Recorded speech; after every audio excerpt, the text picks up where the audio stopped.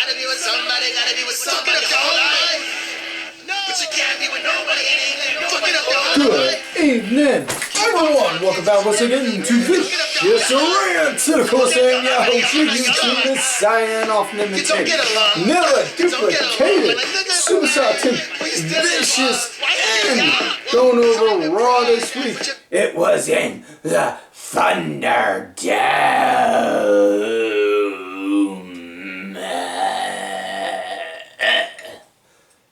That still doesn't get old, no. I still haven't gotten tired of doing that yet. That's just on how I always picture Vince McMahon would always just yell it. Yeah, it's in the ThunderDome, so before we get into that, no big news to really speak of, you know. So now what we're going to do is switch gears, go into last week and talk about the SmackDown Rewind. Big highlights from last week's SmackDown. The foundation's been set, and now we're off to the races for Roman and Jey Uso. I'm actually really kind of curious to see on how this is going to turn out because, you know, yes, I am a tag team guy. I fucking love tag team wrestling, no doubt, but there's always that question of, can this guy run solo?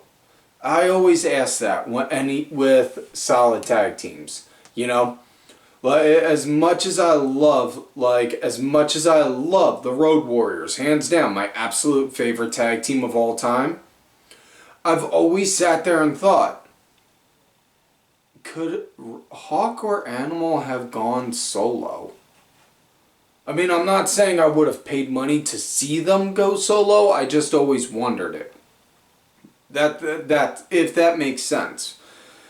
Either way, foundation's been set for Roman and Jey Uso. Really like seeing on that. Also, the feud between Morrison, Miz, and Otis really kicking into high gear because, again, Miz tried stealing the Money in the Bank. He got the wrong one. And then it got announced on Saturday, Mandy Rose was traded to Monday Night Raw. And it was then also revealed that it was because Miz pulled political strings to get her moved over to there. So that just lays more story for their feud. And not only that, that gives a chance for Mandy to have to go and work with some new faces, you know. And honestly, there's no harm in that. I much prefer having random trades here and there instead of having a yearly draft. You know? Just saying. Either way, other than that, other big news that occurred on SmackDown, there was a fatal four-way for number one contender for the women's title. Nikki Cross won it, however, the fatal four-way was Nikki Cross, Alexa Bliss, excuse me, Lacey Evans and Tamina. And at one point, Alexa, she was checking on Lacey, making sure she was okay, and then picked her up, hoisted her, gave her a kiss on the head, and then bam, hit her with his sister Abigail, and then just walked off. So, really digging the whole Alexa Bliss slowly turning more and more evil from the Fiend like. You know, so, yeah. But honestly, I really hope Alexa Bliss wins because as much as they're laying the foundation for Bayley, because she was saying that, you know, she only joined up with Sasha because she was using Sasha because she knew that she couldn't do it, she couldn't cut it on her own, this, that, and the other, and all that jazz, and, you know, she's used to being betrayed by her and all that. Honestly, I really don't want to see Sasha and Bayley go at it at like Hell in a Cell and then next thing you know just see Sasha win it just to drop it in a day or so later. Just, ugh.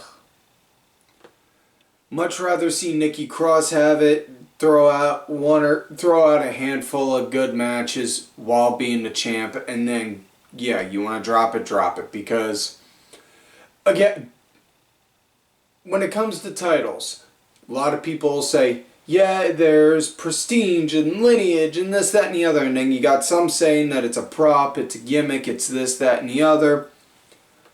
I'm honestly down the middle. Because at the end of the day, the champ doesn't make the title. The title doesn't make the champ makes the title. Because, case in point, look at the hardcore title. When RVD had the hardcore title, fucking stellar, banger matches all the damn time. Where it looked like, holy shit, this could be considered a legit title. And then once RVD lost it, it was, well, Raven set a new record being the champion 36 times. Yeah. So yeah, that's it for everything that came with SmackDown. Before I go into a long-winded rant on that, on any other stupid shit, let's get into the show. Monday Night Raw. It starts out with the champion Drew McIntyre coming out talking about, yeah, Randy kicked his skull. Got a fractured jaw. Doctors say I get one good shot to the jaw. It's broken. I'm going to need to be wired shut. Now they suggested I go home, nurse up and heal. But if I did, then I'd have to relinquish my WWE Championship. But Randy, I kicked your damn head in. Three times. And, well, they're not sure if you're going to be medically cleared for Clash of Champions. So, here's my proposal. If you are, given we've both been in the back of ambulances enough times over the past couple weeks, why don't we make this an ambulance match? So yeah, then they wind up, then one Adam Pearce comes out talking about on how, yes, Drew has a match tonight, Drew McIntyre has a match with Keith Lee tonight. Now, added stipulation, if Randy Orton is unable to compete and Keith Lee wins, he will take Randy Orton's spot. Honestly, I'm seeing this build to a possible triple threat match. Triple threat ambulance match, which on paper just kind of sounds like, this is going to sound like one big clusterfuck, but I don't know. I'm always huge for try something new, try something different. And if you could try this, go for it. Anyways, let's get on with the show. First match of the night. Street Profits going against Cesaro and Nakamura via the quarterly invitationals. And I went into it last week about on how I think the quarterly invitationals are a good thing, but I'm not going to go into it again. But damn, this was really good to see because Cesaro and Nakamura, man, they fucking delivered. You know, they took it right to Dawkins at the start. Ford wound up becoming a punching bag, but man, I fucking loved on how Cesaro and Nakamura had this attitude, like they had a chip on their shoulder, like, no, you know what? We're coming out here to show we are the best tag team this company's got. So, motherfucker, hold my beer, I'm gonna whoop some ass. They had that kind of attitude. And now, unfortunately, they did not get the win with that kind of an attitude, but they did put on one hell of a show. The match came to an end when Cesaro had Ford set up to go and do a superplex. Dawkins did a blind tag right before Ford wound up going down. Just as he did, Dawkins went up, did a frog splash onto Cesaro, 1, 2, 3. That was it. And if you're wondering why Nakamura did not come in to stop and break up the pin, that was because earlier in the match, he wound up going and getting taken out because he tried to do a running knee to Dawkins, missed and clipped his knee on the stairs. Storyline hurt, not real hurt. Next matchup, we got Cedric Alexander versus Ricochet.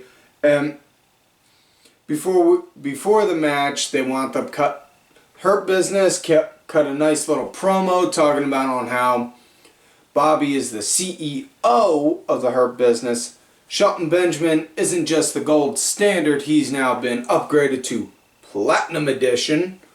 And Cedric Alexander, he's been working with his tax brokers, working his W-9s. He's now elevated up in that business, up in the business tier, and business is a booming.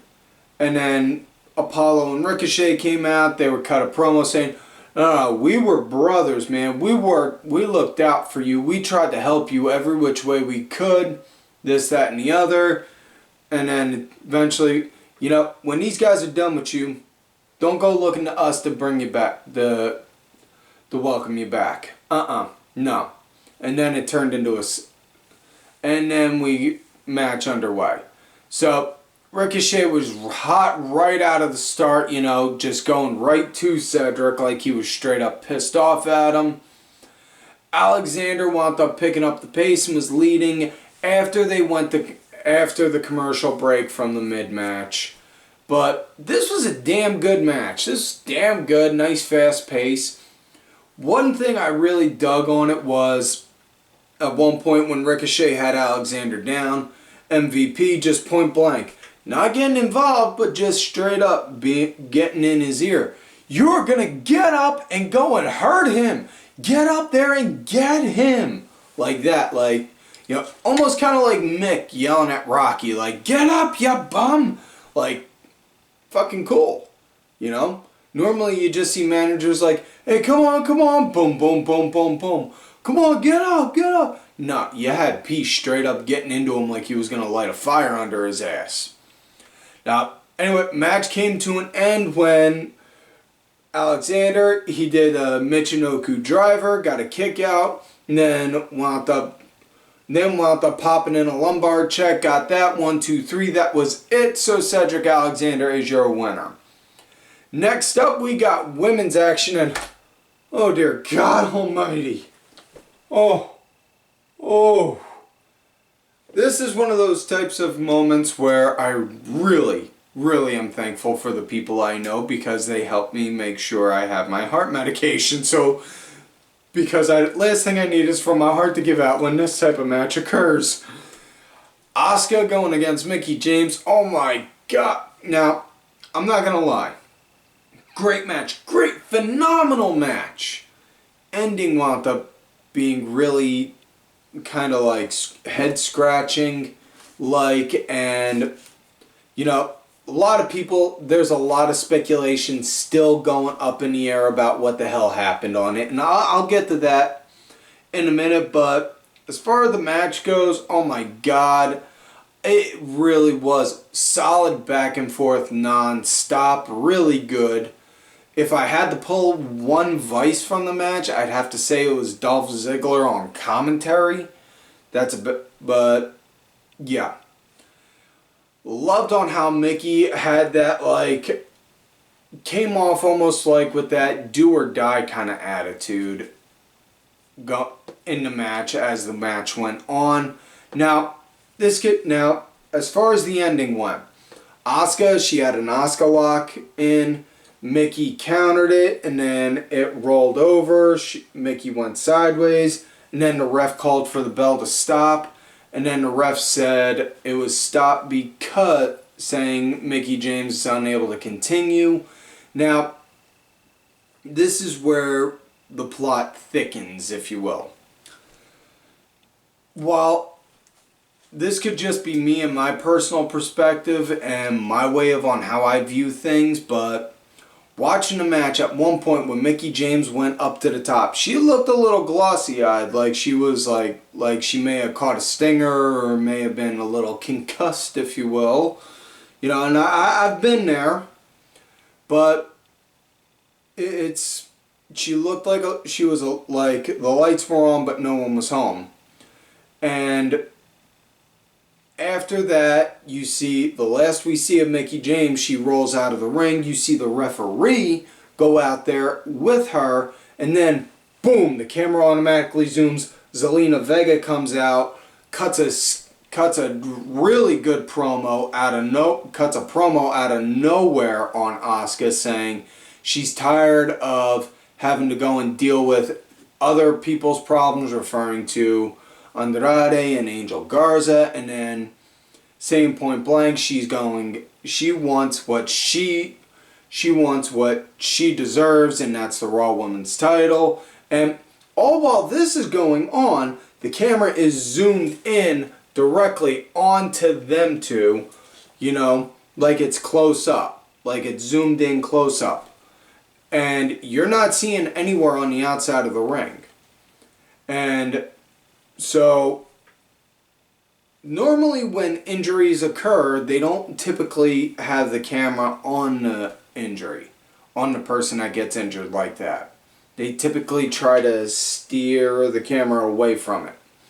You know, unless it's a storyline one, then they'll keep the camera on, but yeah. So, honest to goodness, I really hope Mickie James ain't hurt. She wound up missing a long track of time from a knee issue. Hopefully she's okay. I hope it all goes well in the long run with them. But either way, as they say, the show must go on. So, next matchup we got Bobby Lashley going against Erik from the Raiders, and thank God Dolph Ziggler is no longer on commentary for the rest of the show. MVP was there for the rest of the night, and honest to goodness, if we could get Samoa Joe, Michael Cole, and MVP to do commentary all damn night on a show on Raw, I would be fucking made. Fucking bet that would be a great. You know, but yeah. Now, Bobby Lashley versus Erik was pretty much nothing but a striking fest, which not that surprising given Erik's background doing amateur wrestling, and Lashley, you know, well, we all know Lashley's background, but it was a straight up striking fest for the most part, and match came to an end really quick. Lashley popped into full Nelson. Erik wound up tapping out. So yeah, but thank God Erik did the one thing I always have been preaching on here since I can fucking remember. Hold out for as long as you can. Hold out for a few seconds and then tap. You know? I just think that gives a sense of realism instead of, ow, ow, ow, ow, it's in, okay, hold for a few seconds. Try and show you can hold for a certain amount, show you can have some type of pain threshold. Either way, next up we got Seth Rollins going against Dominik in a steel cage match, and I'm going to get one thing, I'm going to talk about I'm going to wind up getting off topic on something near the end of this match, at the end of this match, so I'm warning y'all now. If you, any coffee drinkers out there, get a cup of coffee because you're going to hear me go off. Now, as far as this match goes, really dug it. Seth was leading into the break. Dom wound up picking up the momentum post-break. Now, before the match, while Seth was in the locker room, you know, getting himself geared up, Murphy came in. Seth said, Murphy, come here. Come, my child. I've been waiting for you. He didn't say my child, paraphrasing, mind you. But basically said, Murphy, you got one job for me tonight. I got one job for you. And that is to stay back here so you do not screw things up so I can win this match. So yeah. Now, while the match is going on, at one point Murphy does come out, slides in a Singapore cane, starts taking it to Dominik, and then the cane winds up getting tossed out of the ring. Eventually Ray winds up handing that cane to Dom. Dom winds up getting a few cracks onto Seth Rollins with it. And then, excuse me, then just as it looks like Dom's about to go to the door, Ray's there with the door open, encouraging him, come on, buddy, come on. You know, almost like, and this is the dad in me right here. Ray right there at that door like that, it just felt like it was a kid, like a dad encouraging their toddler that just learned on how to stand on their own to start taking a few steps like, come on, buddy, come on, come here, come to daddy. It's okay. That's what it looked like. Maybe that's the dad in me, but honest to God, that's what I thought. Murphy came over, stopped Ray, and then went to go slam the door, but when he did it, almost in an Abbott and Costello-like way, Ray, instead of hitting Dominik, Seth Rollins wound up catching it because, unbeknownst to Murphy, Seth was stopping Dominik from going through the door, and then Seth, wham! Face first, full of steel cage door. And Murphy's just like, oh no, not again. So, getting closer to that rant, just wait. All in all, I dug the match. I'm glad to see, the kid Dom, he's got talent. He's a natural. I'm really hoping we see something with him more down the road. Just if I had to pick one thing that I want to see Dom do, well, actually two things. One, stop having his entire family come out there with him ringside. It almost feels like your parents are it almost feels like when your parents are sitting there watching you on your very first day of school at first grade. You're like, Mom, Dad, you're embarrassing me. That's one thing. Another thing, and this maybe you could chalk this up to fantasy booking, but I want to see Dominik eventually at some point lash out at Rey Mysterio, attack him, denounce the Mysterio name, and then truly admit that once and for all, Eddie Guerrero is his papi. Because we all know Eddie Guerrero is his papi. Rey just won custody of him. That's all. There's a big difference. Either way, after the match, Seth got the win via a curb stomp. Went in. After that, after the match, went over to Murphy, started beating the shit out of him, and then slammed the cage door on Murphy. And all while Seth was beating up Murphy, Rey was in there tending to Dom. As he's walking away, he goes past Rey's wife and daughter, just looks at him and says, "Nice kid." And then looks at his daughter, "Hope she turns out better," and then leaves. Rey's wife goes in, and then next thing you know, and here's where you're going to see me rant now. You see Rey's daughter check on Murphy to see if he's okay, and then go into the ring to go see his brother. Ringside News wound up making a fucking article on how WWE's now inserting a romance story between Murphy and Rey Mysterio's daughter. That's fucking bullshit. For God's sake, she was showing fucking compassion. These are the same fucking idiots that made a meme about the dude who wound up breaking into Sonya Deville's house while Mandy was there and was looking to kidnap him, and then got their nuts in a vice when Charlotte Flair called them out, not only on that, but for reporting a fake news story about her to them. This is why I got such a fucking issue and I get fucking hot over these dirt sheet jerk-offs. You want another good example for one? Here's one, and I fucking laugh at this, and I put it on my fucking Twitter. Tim Vicious. Feel free to look for it. Fucking the one dude for Chris Jericho's website, Web is Jericho, put a story out there saying that Rock's daughter has to go in for a knee surgery. This is her third one. So she wound up, and I got no problem if you're reporting an actual legitimate piece of news, like saying a wrestler's going to be out because they broke their hand, or they have to get surgery, or for this or for that. Legitimate reasons, but okay. But if you're reporting rumors and bullshit and making that fact, that's I'm going to get mad on. But what I got mad on with this dude was the verbiage that they used. Wound up saying that,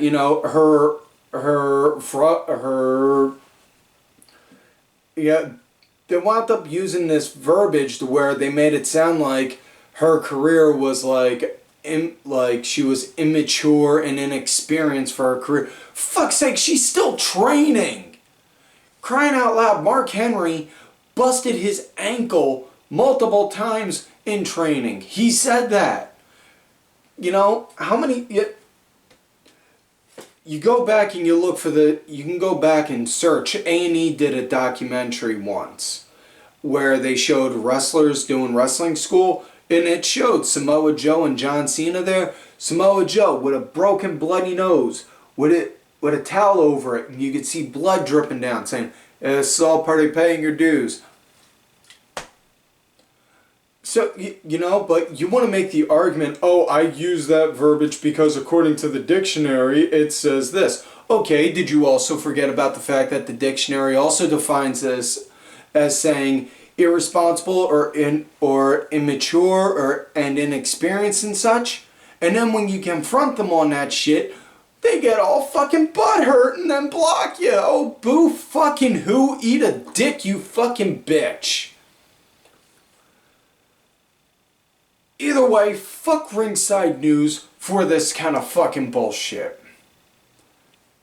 Next matchup we got, now that I'm on that, next matchup we got, it was Raw Underground. Dolph Ziggler wound up going against Riddick Moss, which them two were doing solid slugging at each other until Braun Strowman came in and pounded both of them into hamburger meat, which then led to Titus O'Neil coming in.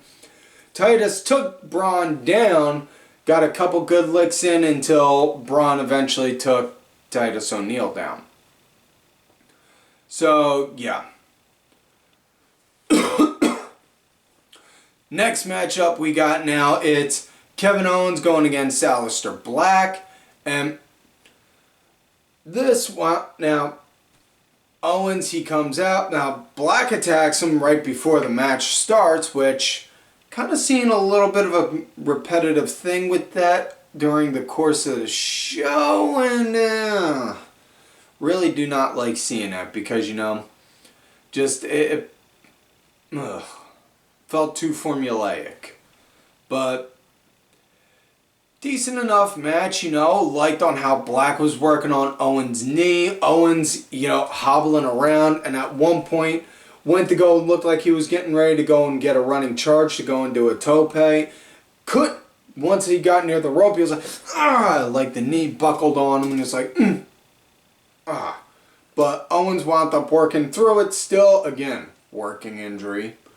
But match came to an end when the lights started to flicker on and off from Retribution, and then Aleister Black got distracted, and then Owens just straight up, boom, popped the stunner. Didn't even go for a kick to the gut, which makes sense given the bad knee, but just went straight up to him, boom, popped the stunner, 1, 2, 3, that was it. Speaking of Retribution, do want to highlight at one point, after the Cedric Alexander match, Retribution wound up cutting a promo, the lights flickered, they cut a promo, basically saying what I was thinking all along on what they are saying, that, and paraphrasing mind you, that they're NXT guys and gals that are mad because creative had nothing for them. And now they're seeking vengeance because they were promised a piece of the pie. They were promised fame, fortune, glamour, glory, and they were left to obscurity. So now they're all revolting against the establishment for turning their back on them. Okay. So now we come to women's tag action. Liv Morgan and Ruby Riott going against Lana and Natayla, or as I like to call them, the HMBs. I am making an open challenge. Please. And when I do an open challenge like this, I want somebody to try and prove me wrong, because while I have my mindset set on this, if you think otherwise and you can prove me wrong on it, I will be more than open to hear it. Lana and Natayla are HMBs, high maintenance broads. If you don't know what a high maintenance broad is, consider yourself lucky you've never had to deal with one. But for those of us that have had to deal with them, basic bitches, you know, they come with all different kinds of names. Basic bitches, you know, all that shit. And yeah, that's probably the most common term for them, other than HMB. But yeah, just, ugh. As far as this match went, you know, it was an extremely short match, but it served a purpose for a story because it was to build up for the story for the women's tag title match at Clash. So, Liv was the punching bag for the entire match. Like I said, it was a short match, but she was in there the whole time being put on the ass end of an ass kicking until she tagged in Ruby, cleaned up house. Next thing you know, tagged in Liv. Next thing you know, Liv wound up hitting a flatliner, which then turned into a Riott kick, and then 1, 2, 3 onto Lana. After that, Shayna Baszler and Nia Jax, who were ringside, then wound up beating the crap out of Lana and Natalya. So 10 get you 20. We're gonna get them as a rematch next week. Next up, we got another Raw Underground match. Braun Strowman pretty much murdering Riddick Moss. After that, he says he wants another challenger. Dabba-Koto steps in, and them two stare at each other, and then Shane McMahon's like, whoa, you two want to go at each other? Okay, that's good, but we're going to save this for next week, okay? It's going to be next week on Raw Underground. So, yeah. Now we come to main event of the night. Drew McIntyre, Keith Lee. Now these two were slugging and fighting each other all backstage earlier because Drew was doing an interview and then Keith Lee came in. Was like, you know, we may be friends, but that doesn't mean I'm going to hold back or anything. And basically that kind of a conversation. And then it turned into a fight. So, this really good matchup, really solid match, and really hard hitting. And I've said it before, these are my favorite kind of matches. When you have two big athletic guys, two big super athletic guys that can go, and not just be like two big fumbling giants looking like they can barely move their arms or legs, actually work. Oh my God, it is a damn good match. That's like that I absolutely love watching. You know?